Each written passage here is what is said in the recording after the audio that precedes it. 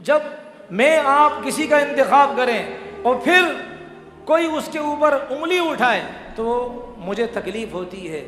تو اللہ تعالیٰ نے جسے منتخب کیا ہے، جس گروہ کو منتخب کیا ہے، جس صحابہ کی جماعت کو نبی علیہ الصلوۃ والسلام کے لیے منتخب کیا ہے، کہ اللہ تبارک و تعالیٰ کو تکلیف نہیں ہوگی؟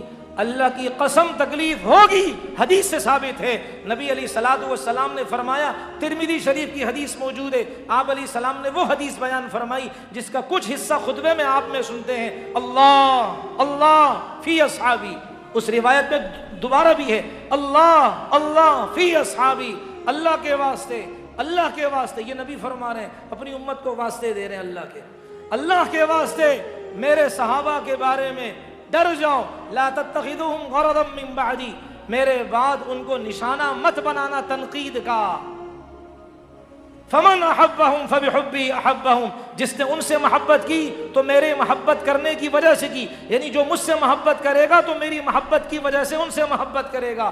اور جس نے ان سے نفرت کی، ومن ابغضہم فببغضی ابغضہم، جس نے ان سے نفرت کی تو اس کا مطلب کیا ہے؟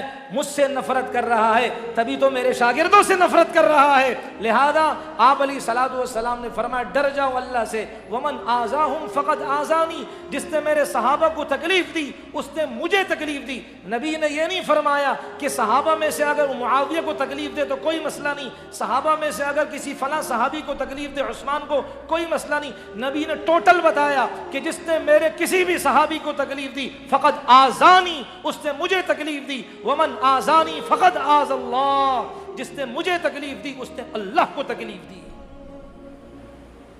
ومن آذاہم ومن آذ اللہ یوشک ان یاخذہم، اور جس نے اللہ کو تکلیف دی ان قریب اللہ ان سے دبوچ لیں گے، اللہ اسے پکڑیں گے. یہ تو واضح ہے. اللہ کے حسن انتخاب پر کوئی اعتراض کرے گا تو وہ اللہ کو تکلیف دے رہا ہے. اللہ تکلیف سے پاک ہے، مطلب یہ کہ اللہ کے ساتھ تکلیف دینے والا معاملہ کر رہا ہے، اللہ کے ساتھ مقابلہ کر رہا ہے، اللہ کے ساتھ دشمنی کر رہا ہے. واضح حدیث ہے جناب نبی صلی اللہ علیہ وسلم کی. اور پھر بھائی اگر بے فرض کسی سے کچھ بھی مثال کے طور پر ہو گیا، اللہ نے جب فیصلہ کر دیا وَكُلًّا وَعَدَ اللَّهُ الْحُسْنَى، میں نے سب کے لیے جنت کا فیصلہ کر دیا، وعدہ کر دیا.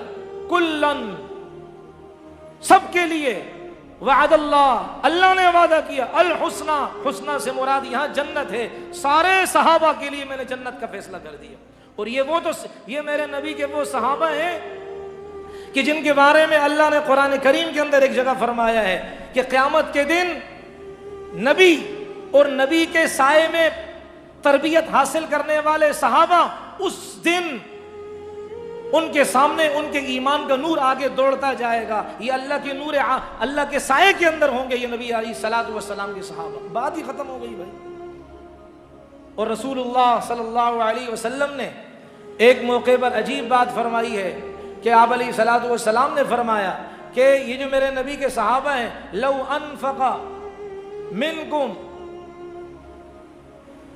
آپ علیہ السلام نے فرمایا جس کا مفہوم یہ ہے کہ اگر احد پہاڑ کے برابر تم میں سے کوئی سونا خرچ کرے، مال خرچ کرے، ما بلغا مدہ ولا نصیفہ، یہ آپ علیہ السلام نے فرمایا کہ تم میں سے کوئی احد پہاڑ کے برابر سونا خرچ کرے اور میرے صحابی وہ ایک سیر یا ایک سیر کا بھی کم، عشر عشیر، وہ جو صدقہ کرتے ہیں اس صدقے کے برابر تمہارا یہ صدقہ نہیں پہنچ سکتا. میرے صحابہ اتنے پاورفل ایمان رکھتے ہیں اور ایمان والے ہیں.